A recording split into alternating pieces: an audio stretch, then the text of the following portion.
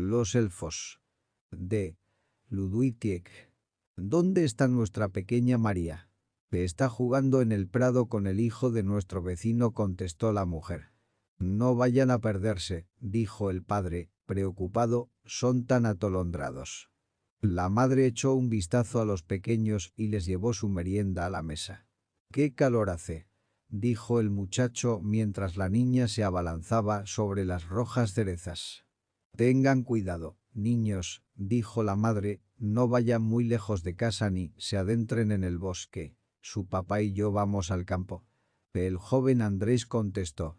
«Oh, no hay por qué preocuparse. El bosque nos asusta y vamos a quedarnos sentados cerca de la casa, donde hay gente». Al momento, la mujer se retiró y salió, acompañada de su esposo. Cerraron ambos la puerta de la casa y se dirigieron al campo y los prados para inspeccionar a los peones y, al mismo tiempo, la cosecha de heno. La casa se situaba en una pequeña y verde loma, rodeada por un declive con empalizadas que abarcaban también los huertos y los invernaderos. Un poco más abajo, se extendía el pueblo, y a lo lejos se elevaba el palacio ducal. Martín arrendaba la propiedad señorial y vivía con su esposa y su única hija, contento porque cada año ahorraba con la perspectiva de hacerse, a costa de su trabajo, un hombre rico, ya que la tierra era fértil y el señor conde más bien benévolo. Al caminar junto a su mujer en dirección de los campos, miró con alegría en torno suyo y dijo: «Qué distinta es esta región de la otra en que vivíamos, Brígida.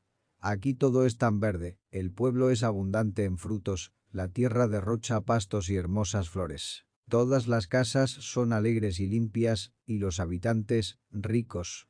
Hasta pienso que los bosques son aquí más hermosos y el cielo más azul. Hasta donde alcanza la vista, puede verse el gozo y la alegría ante la generosidad de la naturaleza. En cuanto se está más allá del río», dijo Brígida, «se encuentra uno como en otra tierra, todo tan triste y raquítico. Cuanto forastero viene, afirma que nuestro pueblo es el más bello de la región». «Con excepción del valle de Abetos», contestó él. «Mira hacia allá, qué negro y triste se ve ese apartado lugar dentro de toda la alegría que lo circunda. Detrás de los oscuros abetos están la humeante casita, los cobertizos de ruidos, el hilo de agua que pasa de largo con aire triste».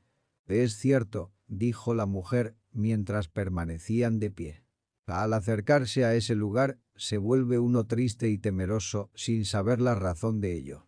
¿Quiénes serán en realidad esos que viven allí, y por qué se mantienen alejados de toda comunidad como si no tuvieran la conciencia tranquila?» «Pobre chusma», contestó el joven arrendatario. «Parecen gitanos que roban y engañan en lo apartado, y quizá allí sea su escondite. Lo único que me asombra es que el muy benévolo señorío los tolere». «Podría también ser gente pobre», dijo la mujer, compasivamente, «que se avergüenza de su pobreza, aunque uno no tiene realmente razón al culparlos de nada. Lo único que da en qué pensar es que no muestran devoción hacia la iglesia. Y no se sabe de qué viven, pues el jardincillo, que parece estar completamente abandonado, no los puede ni siquiera alimentar, ni tampoco poseen sus propios campos. Solo Dios sabe en qué se ocupen», continuó Martín, mientras reanudaba sus pasos, «pues ningún ser humano pasa junto a ellos, y el lugar que habitan está apartado y embrujado, de manera que ni los muchachos más traviesos se atreven a acercarse». Continuaron conversando mientras se encaminaban al campo. Aquella oscura región de la que hablaban estaba situada fuera del pueblo. En una pendiente rodeada de abetos se veía una casita y diversas construcciones pertenecientes a varias granjas casi del todo destruidas. Muy de vez en cuando llegaba a apreciarse el humo de las chimeneas, y más rara todavía era la presencia de gente. En una sola ocasión, un curioso que se había atrevido a acercarse advirtió en un banco, delante de la casita, unas horribles mujeruchas vestidas con harapientas ropas, acompañadas de unos niños igualmente feos y sucios, que se revolcaban entre sus faldas. Algunos perros de oscuro pelaje corrían cerca de ellos. Al caer la noche, un individuo misterioso que nadie conocía cruzó el camino a la altura del arroyo y entró en la casita. Más tarde, a lo lejos, podían verse entre la oscuridad diversas siluetas que se movían como sombras alrededor de una fogata campestre. La pendiente, los abetos y la casita derruida daban en verdad una extrañísima impresión dentro del verde y alegre paisaje, en comparación con las blancas casitas del pueblo y el reluciente y magnífico palacio. Los niños se habían comido la fruta, sintieron deseos de correr, y la pequeña y ágil María le ganó en todas las ocasiones al lento Andrés. «Eso no tiene ninguna gracia», exclamó finalmente Andrés. «Vamos a hacerlo ahora más lejos, entonces sí veremos quién gana». «Como quieras», dijo la pequeña. «Solo que no podemos correr hacia donde está el río». «No», contestó Andrés. «Pero allá, en la colina, donde está el gran peral, a un cuarto de hora de aquí. Yo corro dando vuelta a la izquierda, por la pendiente de los abetos, y tú, que puedes hacerlo, corres por el lado derecho del campo, y los dos llegamos a la misma meta. Entonces veremos quién es el que corre mejor. Bueno, así no nos estorbaremos en el camino. Además, mi papá dice que es la misma distancia en dirección de la colina yendo de este lado más allá de la casa de los gitanos», dijo María, y enseguida comenzó a correr. Andrés se apresuró tan velozmente que María, al tomar por la derecha, ya no lo alcanzó a ver más. «Es realmente un tonto», se dijo, «pues me será suficiente un poco de valor para cruzar el pequeño puente, pasar cerca de la casita y salir del solar hacia el otro lado. Así llegaré mucho antes que Andrés». Ya estaba delante del arroyo, al pie de la colina de abetos. «¿Cruzo el puente? ¡Qué miedo!», se dijo. Un falderillo blanco ladraba allí cerca con todo su ímpetu. Al asustarse, el animal le pareció a María como un monstruo y retrocedió inopinadamente. «¡Ay!», dijo. «Andresito está ahora muy adelantado y yo sigo aquí, como una estatua, pensándolo todavía». El perro ladraba sin parar. Al mirarlo con más detenimiento no le pareció tan horrible, sino, por el contrario, muy gracioso. Tenía un collar rojo del que colgaba un reluciente cascabel, y toda vez que levantaba la cabeza meneándose al ladrar, el cascabel se dejaba oír encantadoramente. Solo tengo que decidirme», exclamó la pequeña María. «Corro lo más que pueda y, rápido, rápido, salgo otra vez al camino. Este animalillo no me ha de devorar tan rápidamente». Al decir esto, la resuelta y vivaz niña se lanzó hacia el puentecillo y pasó a toda carrera junto al perro, que sin ladrar más le hizo fiestas alrededor. De pronto estaba en la pendiente, de manera que los negros abetos le impedían la vista hacia los contornos de la casa paterna y el resto del paisaje. Vaya que estaba sorprendida. La rodeaba el jardín de flores más vistoso y alegre, sembrado de tulipanes, rosas y azucenas de incomparables y bellos colores. Mariposas azul y púrpura se mecían en los pétalos, aves multicolores se colgaban de los emparrados en las jaulas de lustrosas rejas mientras cantaban hermosas melodías. Y algunos niños, en albeantes y cortos vestiditos, de pelo rubio y rizado y de ojos claros, saltaban alrededor. Unos jugaban con corderitos, otros daban de comer a los pájaros, o bien recolectaban flores que se regalaban mutuamente. Otros más comían cerezas, uvas y albaricoques rojizos. No podía verse ninguna casita. En cambio, una amplia y hermosa casa, con puerta de hierro en artístico y noble talle, lucía en medio de ese espacio. María estaba absorta y maravillada, y ni siquiera supo orientarse. Pero, como no era nada tonta, en pocos instantes se acercó al primer niño que vio y le tendió la mano para saludarlo. «¡Qué sorpresa que vengas a visitarnos!», dijo la deslumbrante niña a la que había saludado. «Te he visto correr y saltar allá afuera, pero te has asustado con nuestro perrito. Entonces no son ustedes ningunos gitanos bribones, como dice Andrés. Vaya, pero si es un tonto, y el día entero habla sin ton ni son». «Quédate con nosotros», dijo la maravillosa niña, «te gustará». «Pero es que estamos corriendo». «Regresarás a tiempo. Toma y come». María comió y encontró la fruta tan dulce como nunca había saboreado ninguna, y Andrés la carrera y la advertencia de sus padres se borraron por completo de su mente.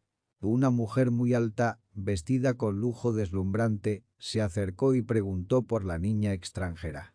«Hermosa mujer», le dijo María, «vine corriendo hasta aquí y ella me invitó a quedarme». «Tú sabes, Cerina», dijo la hermosa mujer, «que ella solo tiene permiso por poco tiempo y, además, tenías que haberme preguntado antes que todo». «Pensé», dijo la deslumbrante niña, «que si la habían dejado cruzar el puente podía entonces quedarse. Ya la hemos visto correr a menudo por el campo, y tú misma te has deleitado con su carácter alegre y vivaz. Al fin y al cabo, tendrá que abandonarnos muy pronto». «No, yo quiero quedarme aquí», dijo María. «Esto es muy bonito. Además, aquí están las cosas más agradables que he visto, sobre todo las fresas y las cerezas. Allá afuera no es tan espléndido como aquí». La mujer, vestida con sus prendas doradas, se alejó sonriendo, y muchos de los niños saltaron entonces alrededor de la alegre María, bromeando con ella y animándola a bailar. Otros le llevaron corderitos y juguetes maravillosos. Unos más tocaron sus instrumentos y cantaron. Pero se mantuvo especialmente junto a la compañera que conoció desde su llegada, pues era la más amable y simpática de todos. La pequeña María exclamaba una y otra vez: «Quiero quedarme siempre con ustedes para que sean mis hermanos». Ante ello, todos los niños se reían abrazándola. «Ahora vamos a hacer un bonito juego», dijo Cerina. Corrió velozmente al interior del palacio y volvió con una diminuta caja dorada que guardaba un brillante polen. Tomó un poco de él con sus deditos y esparció algunos granos en el verde suelo. De pronto, se vio crujir el césped en forma de olas y, luego de breves momentos, surgieron de inmediato rosales que crecieron y se desarrollaron al instante, invadiendo el espacio con el más dulce aroma. María tomó también un poco de polvo y, cuando lo hubo esparcido, aparecieron blancas azucenas y multicolores claveles. A un movimiento de Cerina, desaparecieron las flores, apareciendo otras en su lugar. «Ahora», dijo Cerina, «prepárate para algo mejor». Puso entonces 2 piñones en el suelo, los pisoteó enérgicamente hasta hundirlos en la tierra y, al momento, 2 verdes arbustos comenzaron a erguirse ante los niños. «Cógete fuerte de mí», le dijo Cerina. María puso sus brazos alrededor de su tierno cuerpo. Sin pensarlo, se sintió elevada. Los arbolillos crecieron debajo de las niñas con asombrosa rapidez, hasta que los altos pinos se arqueaban, y las niñas tuvieron que mantenerse abrazadas entre las rojas nubes del atardecer, balanceándose de uno a otro lado en medio de besos. Los otros pequeños subían y bajaban con suma agilidad por entre las ramas de los árboles. Se hacían bromas y daban empujones con muchas risas al encontrarse en el camino. Uno de los niños cayó a causa del amontonamiento de los otros y voló entonces por los aires, si bien bajó lenta y seguramente a tierra. Por último, María sintió miedo. La otra pequeña entonó algunas canciones con voz muy clara y los árboles descendieron tan rápidamente como se habían elevado hasta las nubes. Entraron por la puerta de hierro hacia el palacio. Sentadas allí, hermosas mujeres, tanto ancianas como jóvenes, se deleitaban dentro de la sala circular comiendo agradables frutas. Entre tanto, podía escucharse una hermosa y sutil melodía. En la bóveda había palmeras pintadas, flores y follajes entre los que subían y bajaban, haciendo gráciles movimientos, varias figuras infantiles. Las imágenes variaban y centelleaban en los más encendidos colores, de acuerdo con la música. Al momento, el verde y el azul se encendían como una diáfana luz y, con tonos de flama dorada y púrpura, el color se opacaba hasta languidecer. Entonces los niños, desnudos entre los follajes de flores, parecían avivarse y tomar aliento a través de sus labios rojos de rubí, de manera que podía verse el fulgor de los dientecillos y de los ojos azul celeste. Desde la estancia, una escalera de hierro conducía a un gran hipogeo. Allí, entre una gran cantidad de oro, plata y piedras preciosas, refulgían gemas de infinitos colores. Había en las paredes hermosos vasos que parecían rebosantes de magníficos tesoros, y oro trabajado en varias maneras que brillaba con un familiar tono rojizo. Incontables enanitos se hallaban ocupados en seleccionar las piezas a fin de ponerlas en los vasos. Otros, jorobados y contrahechos, de largas y enrojecidas narices, traían con muchos trabajos, jadeantes casi hasta inclinar la frente contra el piso, como los molineros bajo su carga de trigo, unos sacos de los que caían al suelo granos de oro. Enseguida saltaban torpemente de un lado a otro y tomaban las piedrecillas rodantes que iban escapándose. No era raro que, en medio de su inquietud, uno golpeara al otro de manera que caían al suelo, atolondrados bajo su propio peso. Ponían caras hoscas y desdeñosas cuando ella reía ante sus gestos de fealdad. Encogido, sentado hasta el fondo, estaba un diminuto anciano a quien Cerina saludó ceremoniosamente en tanto que él agradecía con una severa inclinación de su cabeza. Tenía en la mano un cetro, y puesta en la cabeza una corona. Todos los demás enanos parecían reconocerlo como su señor y obedecían sus indicaciones. «¿Qué pasa ahora?», preguntó, malhumorado, cuando las niñas se le acercaron un poco más. María guardó silencio, temerosa, pero su compañera contestó que solo habían ido a echar un vistazo a los sótanos. «Las niñerías de siempre», exclamó el viejo. «¿No terminará nunca el ocio?». Y tras esto, volvió a sus ocupaciones, haciendo pesar y seleccionar diversas piezas de oro. Envió a otros enanos afuera, y a uno más lo regañó. «¿Quién es ese señor?», preguntó María. «Nuestro príncipe del metal», dijo la pequeña, mientras seguían caminando. Parecían estar nuevamente afuera. Se encontraban en la orilla de un lago. Sin embargo, no había sol ni podían ver el cielo. Una barquita las recibió y Cerina remó incansablemente. Fue veloz la travesía. En medio del lago, María vio miles de carrizos, canales y afluentes ramificándose desde su centro en todas direcciones. «Estas aguas corren bajo nuestro jardín hacia el lado derecho», dijo la deslumbrante niña. «Por ello, todo florece tan fresco. Desde aquí puede bajarse a la gran corriente del río». De pronto, desde todos los canales, apareció una multitud de niños y todos se acercaban nadando. Muchos llevaban guirnaldas de juncos y lirios, otros puntas de coral y otros más iban tocados con retorcidas conchas. Un confuso barullo resonaba alegremente desde las oscuras riberas. Entre los pequeños era posible apreciar los movimientos de las más hermosas mujeres, y muchos niños a la vez saltaban sin cesar y se colgaban de ellas, besándolas en el cuello y los hombros. Todas saludaron a la extranjera mientras ésta cruzó el lago en medio de ese alboroto, hasta internarse en un afluente del río, cada vez más estrecho. Por último, la barca se detuvo. Se despidieron de ella y Cerina tocó una roca que se abrió como una puerta y una roja figura femenina las condujo hacia abajo. «¿Se están divirtiendo?», preguntó Cerina. «Están tan agitados y contentos como uno los puede ver», contestó la mujer, «y el calor es extremadamente agradable». Subieron por una escalera circular y, de pronto, María se vio en una sala tan iluminada que, al entrar, sus ojos quedaron deslumbrados.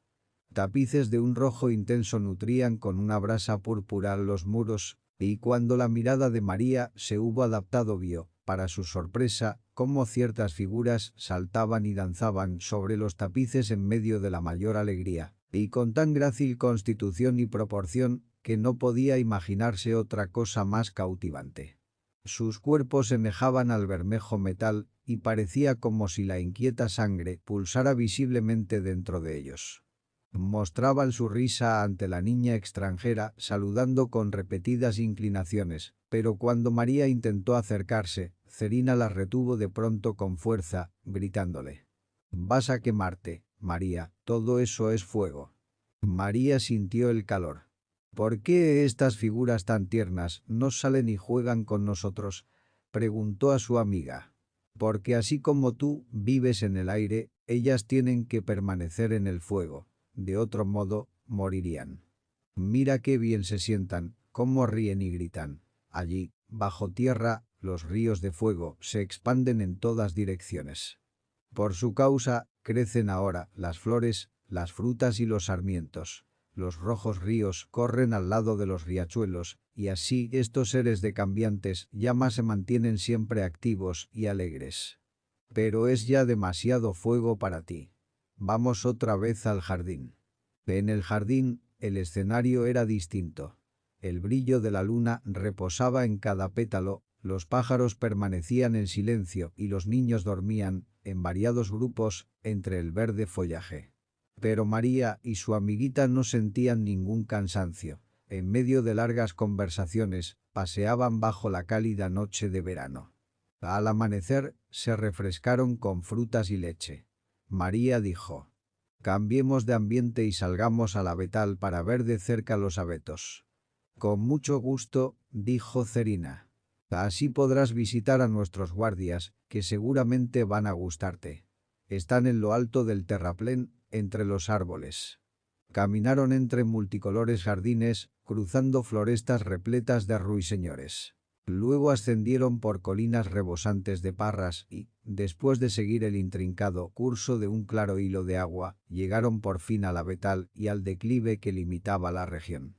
«¿Cómo es posible?», preguntó María, «que adentro tengamos que caminar tanto y afuera la distancia sea tan corta?» «No sé cómo sucede, pero así es», contestó la amiga. Ascendieron hasta el sombrío abetal y un viento frío venía a acariciarlas desde el exterior. El paisaje parecía cubrirse por completo de niebla. En lo alto, extrañas figuras, cuyos rostros parecían cubiertos de polvo harinoso, estaban de pie, semejantes a las repugnantes cabezas de las lechuzas blancas. Se hallaban cubiertas con rugosos abrigos de gruesa y burda lana y sostenían, abiertos, unos paraguas de extraña piel. Soplaban y abanicaban sin parar con alas de murciélago que incidentalmente miraban, absortos, a través de los pliegues. «Quisiera reír y siento miedo», dijo María. «Esos son nuestros buenos y laboriosos guardianes», replicó la pequeña compañera de juegos. «Aquí permanecen produciendo aire, a fin de que todo extranjero que quiera acercarse experimente un extraño temor. Están cubiertos de esa manera por la lluvia y el frío, pues no soportan ninguna de las dos cosas.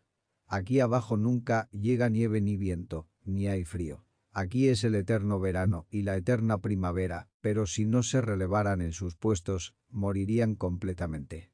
«Pues, ¿quiénes son ustedes?», preguntó María cuando descendían de nuevo entre aromas florales. «¿O no tienen un nombre con el que uno les pueda reconocer?» «Nos llamamos elfos», dijo la amable niña. «Según he podido escuchar, así nos nombran en el mundo». Escucharon un tumulto que surgía del prado más cercano. Llegó la hermosa ave. Les gritaron los niños, a la distancia. Todos se agitaban dentro de la estancia. Entretanto, vieron cómo jóvenes y viejos se apresuraban a cruzar el umbral y cómo se regocijaban. Dentro resonaba una música plena de júbilo. Al entrar, vieron la circular estancia repleta de las más variadas figuras. Todos miraban por encima en dirección de la enorme ave que, con su lujoso plumaje, describía lentamente múltiples círculos. La música se escuchaba más alegre que nunca, y colores y luces cambiaban con increíble rapidez. Finalmente, la música se detuvo, y el ave se lanzó estrepitosamente por encima de una refulgente corona que flotaba bajo un elevado ventanal, iluminando desde lo alto la bóveda. Su plumaje era de colores verde y púrpura, y a través de él corrían las más brillantes líneas doradas. En su cabeza se movía una diadema de pequeñas plumas, tan claras y luminosas que relampagueaban como si fueran gemas. El pico era rojo y las patas de un azul intenso. A cada movimiento del ave, todos los colores lucían entreverados y todas las miradas, embelesadas, se prendían de él. Sus dimensiones eran las de un águila. Al abrir su luminoso pico, una dulce melodía escapó de su agitado pecho, en tonos más hermosos aún que los del apasionado ruiseñor. El canto cobraba fuerza y se esparcía como una masa de rayos de luz, de manera que todos, incluso los más pequeñuelos, no podían contener las lágrimas de alegría y entusiasmo. Cuando terminó, Todos se inclinaron delante del ave, que de nuevo voló en círculos bajo la bóveda, disparándose a través de la puerta y lanzándose hacia el despejado cielo, donde pronto pareció tan solo un punto rojo, tan rápidamente que, al instante, desapareció en las alturas. ¿Por qué están todos tan contentos?, preguntó María, inclinándose hacia la hermosa niña, que en ese instante le pareció más pequeña que el día anterior. «Viene el rey», dijo la pequeña. «Muchos de nosotros todavía no lo hemos visto, y a donde quiera que se dirige hay fortuna y alegría. Mucho tiempo lo hemos esperado, más ansiosamente que ustedes esperan la primavera después de un largo invierno, y ahora anunció su venida con este hermoso mensajero. Esta agradable e inteligente ave, que nos ha sido enviada en el servicio del rey, se llama Fénix. Vive en tierras lejanas, en Arabia, en la copa de un árbol del cual solo hay uno en el mundo, así como no existe un segundo Fénix. Cuando se siente viejo, fabrica un nido a partir de bálsamos e inciensos, lo enciende y se prende fuego a sí mismo, de modo que muere cantando. De las aromáticas cenizas se levanta otra vez el rejuvenecido fénix con renovada hermosura. Muy raro es que emprenda el vuelo, así que aquellos que llegan a verlo, siendo que tal cosa sucede una vez en siglos, lo inscriben en sus memorias y esperan de ello acontecimientos maravillosos. Pero ahora, amiga mía, tienes también que partir, pues no te está concedida la presencia del rey». Entonces la hermosa mujer del vestido de oro se aproximó entre el tumulto, le hizo señas a María y se alejó con ella bajo una solitaria alameda. «Tienes ahora que abandonarnos, mi querida niña», le dijo.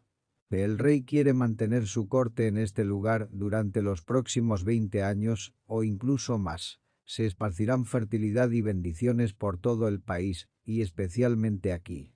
Los manantiales y los ríos serán más abundantes, todos los campos y los jardines, más ricos, y más noble el vino, más pródigo el prado, y más fresco y verde el bosque. Correrán más suaves vientos, ningún granizo perjudicará las cosechas, ni inundación alguna amenazará a los hogares. Toma este anillo y piensa en nosotros, pero cuídate de hablarle a alguien acerca de nosotros, pues si lo haces nos veremos obligados a abandonar esta tierra, y toda la gente de los alrededores, como también tú, carecerán de la fortuna y de las bendiciones que nuestra cercanía les otorga. Besa por última vez a tu compañera y adiós». Al salir, Cerina lloraba. Mientras tanto, María se inclinó para abrazarla y se separaron. Estando ya en el estrecho puente, el aire frío sopló sobre su espalda, desde el abetal, y el falderillo la saludó con sus ladridos dejando oír su cascabel. Se volvió para echar una mirada, y se apresuró a salir. La densidad de los abetos, la oscuridad de las casitas derruidas, y las brumosas siluetas le inspiraron un angustioso temor. «¿Cómo se habrán preocupado esta noche mis padres por mí?», se dijo, al encontrarse de nuevo en el campo. «Y no les puedo decir dónde estuve ni lo que he visto. Además, nunca lo creerían». 2 hombres pasaron a su lado, la saludaron, y ella les escuchó decir: «¡Qué chica más guapa! ¿De dónde será?». María apuró sus pasos al dirigirse a la casa paterna. Los árboles, apenas ayer rebosantes de frutos, se veían ahora raquíticos y sin follaje. La casa estaba pintada de otro color y un nuevo granero se levantaba a su lado. María se sorprendió tanto que creía estar en un sueño. Bajo tal turbación, abrió la puerta de la casa, su padre se hallaba sentado a la mesa, entre una mujer desconocida y un joven extranjero. «Dios mío, padre», exclamó, «¿dónde está mi madre?». «¿Tu madre?», dijo la mujer, presintiendo algo. Precipitadamente, dio un paso hacia adelante. «Vaya, no serás... Pero claro, claro, eres María, mi perdida que creía muerta, la única, querida María». La había reconocido por un pequeño lunar debajo del mentón, por sus ojos y por su figura. Todos la abrazaron, todos estaban alegremente emocionados, y los padres se enjugaban las abundantes lágrimas. María se sorprendió al notar que casi igualaba en estatura a su padre, y no alcanzaba a comprender que su madre hubiese cambiado y envejecido tanto. Preguntó por el nombre del joven. Es Andrés, el hijo de nuestro vecino, dijo Martín. ¿Cómo es que vuelves tan inesperadamente después de 7 largos años? ¿Dónde has estado? ¿Por qué no nos has enviado noticias tuyas? ¿7 años? Preguntó María al no poder orientarse en sus ideas y recuerdos. ¿7 años enteros? Sí, sí, dijo Andrés, riéndose y tomándole cordialmente la mano. Te gané, María, llegué hace 7 años al Peral y he vuelto. ¿Y tú, lenta, apenas vas llegando? Le preguntaron una y otra vez, le insistieron, pero ella, recordando la advertencia, no pudo dar ninguna respuesta. Casi le impusieron el cuento de que se había perdido al subirse a un carro que pasaba, que se había ido a un lugar extraño, donde no supo indicar a la gente cuál era su hogar paterno. Cómo había ido a parar a una ciudad lejana, donde unas buenas gentes la habían educado y amado. Cómo éstas habían muerto y ella se había acordado de su lugar de origen, había decidido hacer el viaje de regreso. Dejémoslo así, dijo la madre. Ya es suficiente con tenerte otra vez a nuestro lado. Mi hijita, mi única, mi todo. Andrés se quedó a cenar. María aún estuvo desorientada. La casa le parecía pequeña y oscura, le sorprendía su traje, limpio y sencillo, pero le resultaba totalmente ajeno. Observó el anillo en su dedo, su oro brillaba a raudales, y una piedra de un rojo refulgente resaltaba todavía más. A la pregunta de su padre, contestó que el anillo era un regalo de sus benefactores. Anhelaba el momento de irse a dormir y, finalmente, se retiró. A la mañana siguiente se sentía serena, había ordenado mejor sus ideas y fue capaz de responder a la gente del pueblo que acudió a saludarla. A Andrés, que había ido muy temprano, se mostraba afable y alegre, así como dispuesto a servirla. La muchacha, de 15 años cumplidos, le había causado gran impresión e incluso la noche anterior no había podido dormir. La mandaron llamar del palacio, a donde fue y tuvo que contar su historia, que ya había aprendido bien. El anciano señor y su mujer admiraron su buen comportamiento, pues era modesta, sin ser tímida, respondía cortésmente y con buenas palabras a todas las preguntas que se le hacían.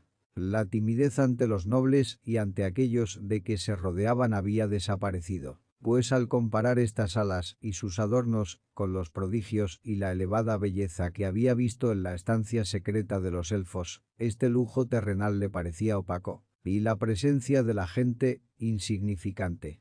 Los jóvenes estaban sumamente encantados con su belleza. Era febrero. Los árboles se cubrieron mucho antes de lo habitual con su frondosidad. El ruiseñor nunca había aparecido tan pronto. La primavera se presentó en el país con un mayor esplendor, tanto como no podían recordarlo los ancianos mayores. De todas partes brotaron manantiales que surtían de agua en abundancia a prados y vergeles.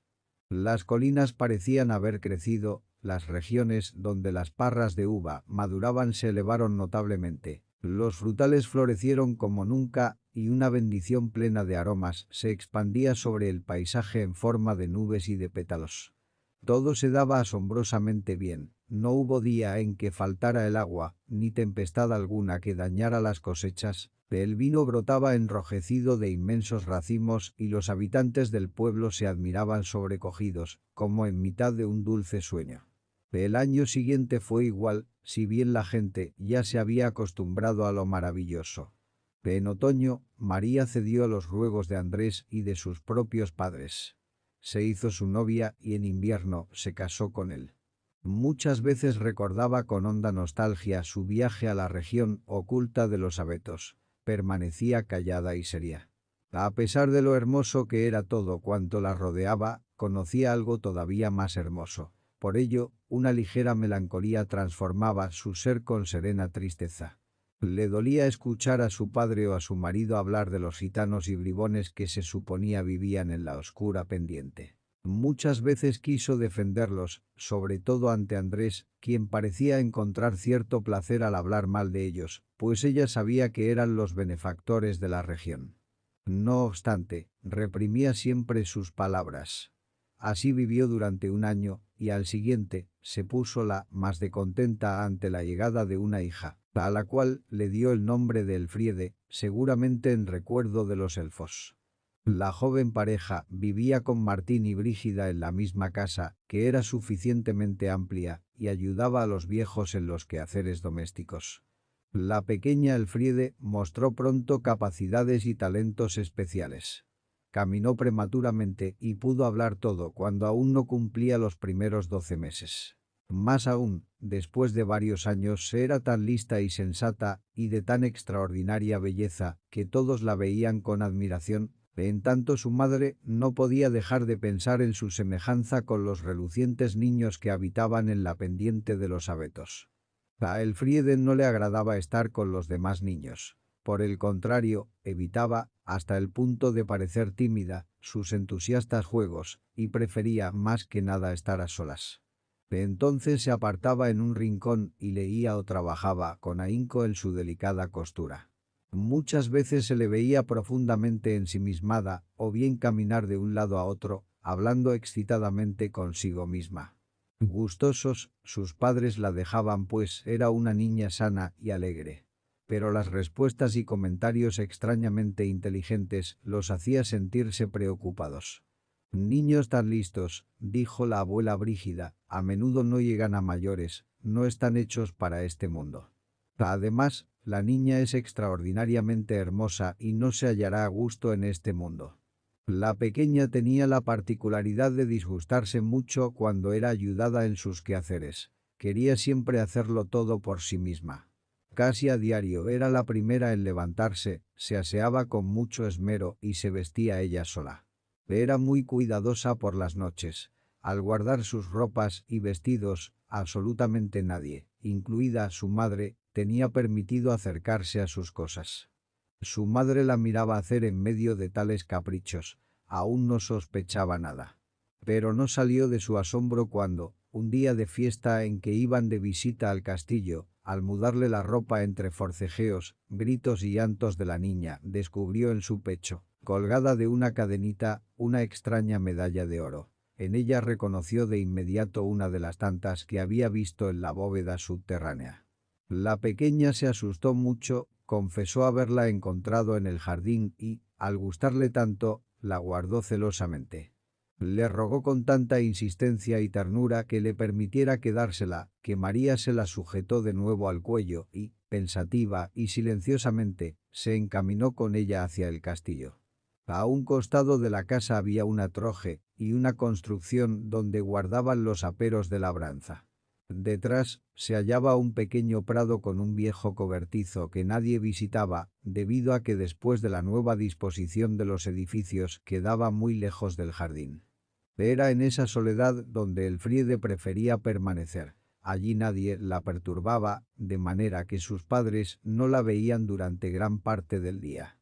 Una tarde, cuando María estaba en las viejas construcciones tratando de poner orden y de hallar alguna cosa, notó que a través de una grieta del muro un rayo de luz caía dentro de la habitación. Se le ocurrió mirar a través de la grieta para observar a su hija, hallándose con que le fue posible apartar un ladrillo flojo y, de esta manera, ver directamente hacia el cobertizo. Elfriede estaba sentada junto a su banquito y, a su lado, la muy conocida Cerina. Ambas jugaban y se divertían en medio de una graciosa armonía. La elfa abrazó a la hermosa niña y, un tanto triste, le dijo: «Mi adorada criatura, así como contigo, jugué con tu madre cuando siendo pequeña nos visitó. Pero ustedes los humanos crecen demasiado rápido y se convierten rápidamente en gente adulta y razonable. Eso me pone completamente triste. Si permanecieran niños al igual que yo». «Me gustaría tanto complacerte», dijo Elfriede, «pero todos los míos piensan que muy pronto entraré en razón y que no jugaré más, pues doy claras muestras de ser una niña precoz. Ay, por si fuera poco, no te volveré a ver a ti, querida Cerinita. Pasa como con las flores de los árboles. Qué magnífico el floreciente manzano con sus rojizos y henchidos botones. El árbol crece y se ensancha tanto que cada hombre que camina a su vera piensa también que será algo especial. Después llega el sol, el florecimiento de sus ramas deviene tan felizmente con el duro núcleo en sus entrañas, que más tarde excreta el colorido adorno y lo arroja al suelo. De entonces ya no puede ayudársele más en su triste desarrollo, y ha de volver a dar sus frutos hasta el otoño. Ciertamente, una manzana es también placentera y agradable, pero insignificante al lado de este florecimiento primaveral. Así ocurre también con la gente. No puedo alegrarme por el hecho de llegar a ser un adulto. Ay, si pudiera visitaros una sola vez. Desde que el rey vive con nosotros, dijo Cerina, es absolutamente imposible. Pero yo vengo a verte muchas veces sin que nadie me vea ni lo sepa, querida. Soy invisible en el aire y vuelo como un pájaro. Oh, vamos a estar juntas mucho tiempo, mientras siga siendo una pequeña. Y ahora, ¿qué puedo hacer para complacerte? Debes quererme tanto como yo te guardo en el corazón. Pero hagamos una rosa para nosotras. Cerina tomó de su pecho su conocido cofrecillo, arrojó 2 granos al suelo y, al momento, brotó de él un verde arbusto con un par de rosas de un rojo intenso, y que parecían inclinarse y besarse entre sí. Sonrientes, cortaron las rosas y el arbusto desapareció. «Oh, si tan solo la vida de esta rosa no fuera tan breve», dijo el Friede. «Encendida criatura, milagro de la tierra. Dame», dijo la elfa, quien aspiró el capullo antes de besarlo 3 veces. «Ahora», dijo al devolvérselo, «se mantendrá fresco y floreciente hasta el invierno». «Quiero guardar esta rosa como si fuera tu propia imagen», dijo el Friede. «Quiero guardarla en el rincón más secreto de mi habitación, para besarla todas las noches y todos los días como si fueras tú misma». «El sol se está poniendo», dijo Cerina. «Ya tengo que irme a casa». Se abrazaron una vez más y Cerina desapareció. Por la noche, María tomó a su niña, con una sensación de angustia y respeto, entre sus brazos. A partir de entonces, le dio a su muchachita mayor libertad que antes y, en ocasiones, tranquilizó a su marido cuando éste iba en busca de la niña, lo cual venía haciendo desde tiempo atrás, pues no acababa de gustarle su excesivo retraimiento, y temía que pudiera volverse una ingenua y poco avispada muchacha. Sigilosamente, la madre iba repetidas veces ante la grieta del muro y, con frecuencia, encontraba a la pequeña y deslumbrante elfa sentada al lado de su hija, ocupadas ambas en algún juego o en una muy seria conversación. «¿Te gustaría volar?», preguntó en una ocasión Cerina a su amiguita. «¿Cuánto me gustaría?», exclamó el Friede. De inmediato el hada abrazó a la niña y se elevó con ella de manera que ambas se mantuvieron a la altura del cobertizo. La madre, inquieta, olvidó toda precaución y asomó, asustada, la cabeza con objeto de no perderlas de vista. De pronto Cerina levantó su dedo y, sonriente, la amenazó. Descendió con la niña, la estrechó contra su corazón y desapareció. A menudo María fue advertida por la maravillosa niña, quien meneaba la cabeza amenazándola, si bien siempre con amables gestos. María le había dicho muchas veces, en tono de riña, a su marido: «Eres injusto con la gente que habita la casita». Cuando Andrés insistía en que le explicara por qué estaba en contra de la opinión del pueblo e incluso de la del conde, creyéndose mejor entendida, ella se contenía y, desconcertada, guardaba silencio. Un día, Andrés llegó a casa a la hora de la comida más impetuoso que otras veces. Llegó a afirmar que era necesario desterrar a esa canalla en virtud de que era perniciosa para la región. Ella exclamó entonces, llena de indignación: «Calla, ellos son nuestros benefactores». «¿Nuestros benefactores?», preguntó Andrés, sorprendido. «¿Los vagabundos?». Un arranque de cólera incontenible la llevó a contarle a su marido la historia de su juventud bajo la promesa de guardar el más absoluto silencio, y como se mostrara mayormente incrédulo ante sus palabras y ladeaba la cabeza haciendo más patente su escepticismo, lo condujo a la habitación desde donde acostumbraba a observar a su hija y, para su sorpresa, vio a la elfa en el cobertizo jugando con ella. No supo qué decir. Dejó escapar una exclamación de asombro ante la cual Cerina alzó la vista. Al momento, Esta se puso pálida, tembló con cierta agitación, y se mostró hosca sin poder contener su expresión alterada, todo lo cual la hizo comportarse en una actitud amenazante antes de decirle a Elfriede: «Tú no tienes la culpa de esto, corazón mío, pero nunca conocerán la prudencia por más inteligentes que se crean». La abrazó a la pequeña, sobresaltada y apuradamente, y voló enseguida como un cuervo, lanzando roncos graznidos, en dirección de los abetos, más allá del jardín. Al anochecer, la pequeña se mantuvo en extremo callada y, llorando, besaba su rosa. María se sintió presa de angustia. Andrés apenas si dijo algo. Se hizo la noche. De pronto susurraron los árboles, los pájaros volaron lanzando angustiosos garridos, se escuchó el redoble de un trueno que sacudió la tierra, y asimismo quejumbrosas voces que el viento parecía acercar y alejar. María y Andrés no tenían valor ni para levantarse. Se envolvieron en sus mantas y aguardaron el día temblando de miedo. Por la mañana, la cosa fue tranquilizándose. Todo se mantenía en silencio cuando el sol penetraba con su luz en lo alto de los bosques. Andrés se levantó y se vistió. Al despertar, María se dio cuenta de que la piedra de su anillo se había opacado. Al abrir la puerta, el sol brillaba ante ellos claramente, pero casi no reconocieron el paisaje que había en torno suyo. La frescura del bosque había desaparecido, las colinas eran más bajas, los arroyos corrían cansinos y casi secos, el cielo estaba gris. Cuando dirigieron la mirada hacia el abetal, los abetos no les parecieron ni más oscuros ni más tristes que los otros árboles. No había en las casitas situadas detrás de ellos nada que pudiera inspirar ningún temor. Varios aldeanos llegaban y contaban los extraños sucesos de la noche anterior. Algunos incluso fueron hasta los solares donde vivían los supuestos gitanos, quienes muy probablemente, según dijeron, se habían ido ya, pues las casitas estaban deshabitadas y su interior se apreciaba como siempre, semejante al de las casas de la gente pobre. Incluso parte del mobiliario había sido abandonado. Elfriede le dijo el secreto a su madre. «Mamá, por la noche, cuando no podía conciliar el sueño por el miedo a los truenos y me puse a rezar fervientemente, se abrió de pronto la puerta y entró mi compañera de juegos para despedirse. Traía un beliz y tenía puesto un sombrero. Traía también un cayado enorme para el camino. Estaba visiblemente enfadada contigo, pues ahora tendrá que soportar las peores y más dolorosas penas por tu causa. Tanto te había amado siempre.